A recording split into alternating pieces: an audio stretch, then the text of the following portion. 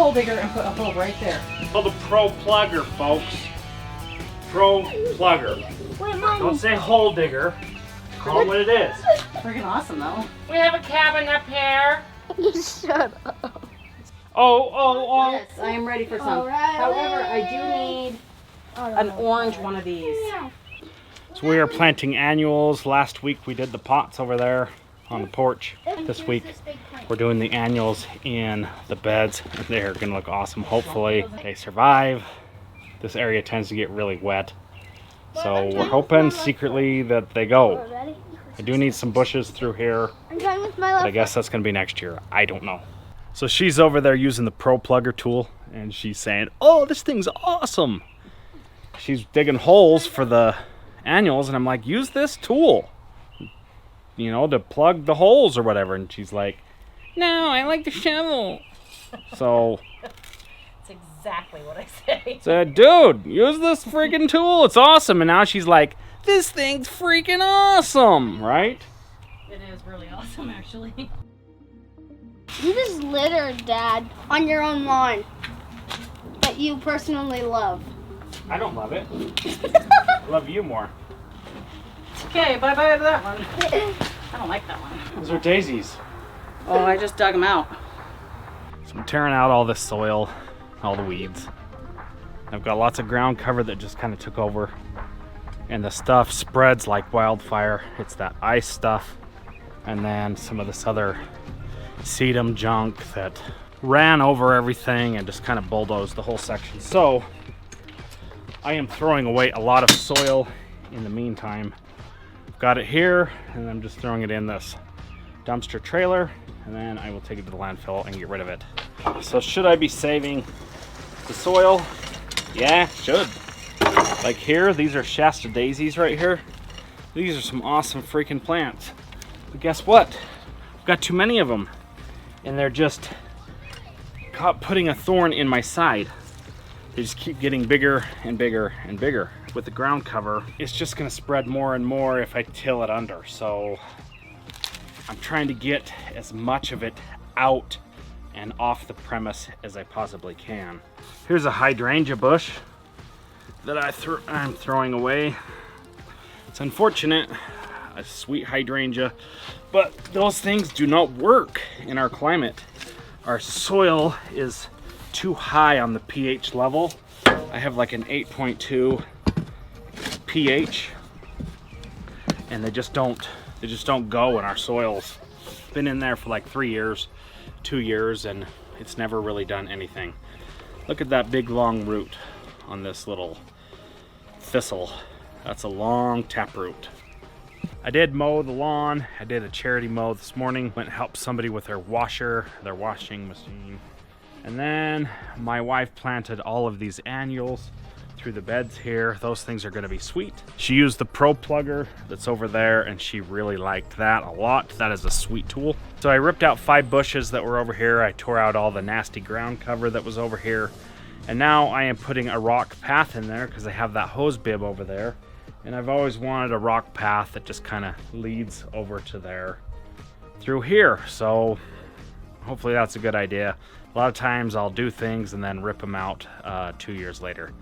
Prime example, the bushes that I just tore out of there today. So I wanted to come all the way out here and then I want a little bit of a path to go from here over to the porch, and then on the other side of the porch where I have another hose bib, I want another little small path. So these are all the dahlias that I harvested from last year with my tubers, and then took stem cuttings, and then I bought some more from Swan Island Dahlia in Oregon. So the beds are going to be a little bit crowded, but that's okay. I hope to have a lot of cool flowers throughout the summer. Oh my gosh, what is all this stuff? There's like cotton everywhere.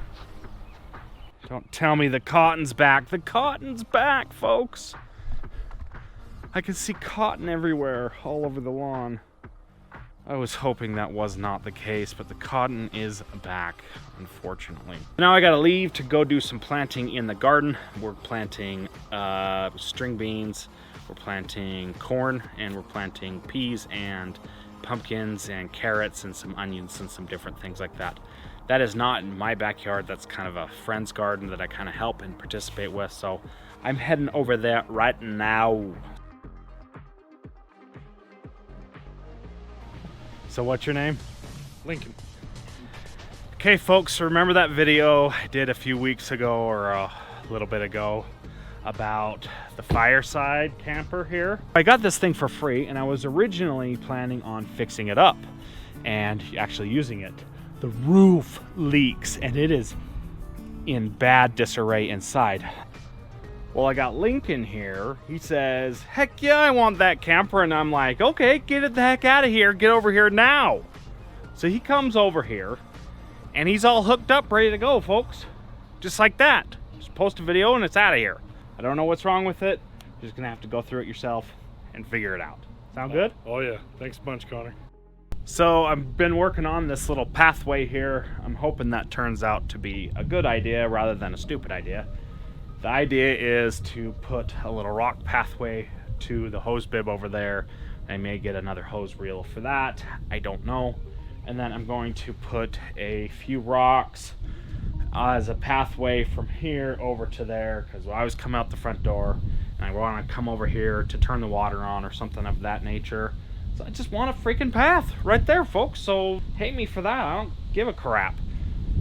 Looks like my irises are about to flower out. And then we planted all these annuals yesterday. I got this here.